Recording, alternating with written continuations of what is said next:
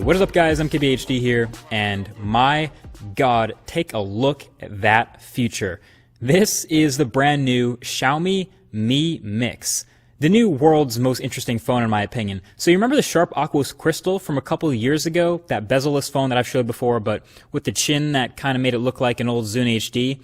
This Mi Mix is a 2016 reincarnation of that concept, and it's beautiful. I love seeing companies go all in on like crazy unique gambles like this. People like to keep saying smartphones are boring. Well, sure, we've technically seen this before, but this phone takes it to the next level. I don't care. It has a 91.3% screen to body ratio, so almost no bezel on any of the three top sides, and a small chin. The huge display flows right up to the edges of the phone, so it just kind of looks and feels like you're holding just the display in your hands. It looks like the future.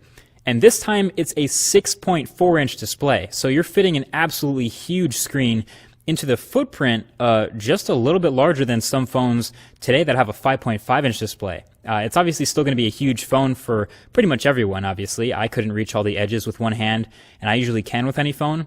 But of course, Xiaomi thought of this, and they included in the software a unique little feature to bring the navigation buttons further up, reachable on the display. So you can reach them at any time. Fun fact, this is also actually a 17:9 display, which is why videos don't completely fill it like they did with the Crystal, but pretty much everything else does, especially if you capture your own media. And the corners are curved. I don't know how much resolution from the official number you're going to be losing from this, but that curve, that is pretty. All four corners of the display are curved. And like I said, the chin isn't even that big this time. This feels much more 2016. You still have all your display drivers and your hardware and the front-facing camera and everything down there, but it's now all on a chin that's still smaller than the one in the Pixel, which isn't even bezel-less, obviously. It really makes other phones' bezels and edges look big. So the advantage, again, to having this display go right up to the edges, one, the camera, the viewfinder, looks amazing. It kind of looks fake at first, actually, but yeah, taking photos and videos with this camera is sick, really immersive. Watching videos is also dope. When it's a native video, since it's a 17:9 display, you also leave the nav buttons up and don't lose any screen.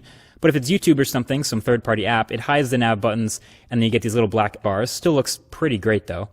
And yeah, just generally everything involving content, you're going to have this much more immersive experience. The display looks great. You got to get like a sick high-res wallpaper, obviously, get all your apps and games. They're going to look great going all the way to the edge. Now, the disadvantage, number one would be, because it's so close to the edge, accidental touches.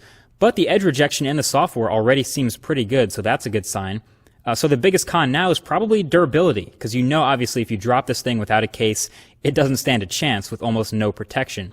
And this polished ceramic body is about the slipperiest phone of all time. Seriously, and as far as I know, there's only one case for it, the one that comes in the box, and no skins for it. So really, it's incredibly slick. If you don't like the included case, you're out of luck, but I guess at least the one that it comes with is actually pretty nice at keeping the modern look and a pretty frameless image. Now, this is already miles past the sharp aqueous crystal as far as usability. You can see it's running Android with MyUI on top of it. We already saw the usability feature for having the big screen, and that's because this phone is actually going to be sold. It has a price, roughly $500, and a date that it's going to go on sale, November 4th.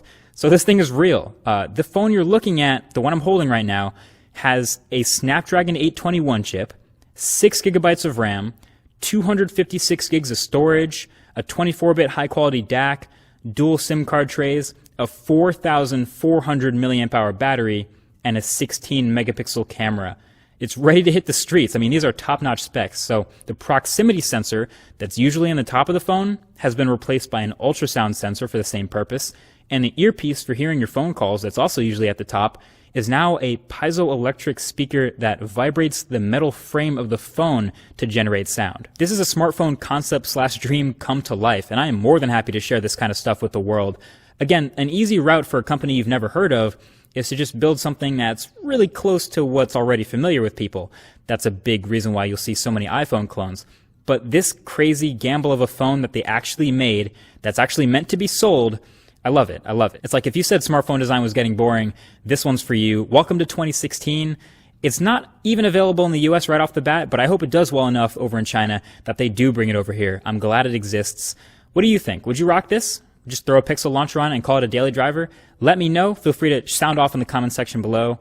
that's been it. Thank you for watching, and I'll talk to you guys.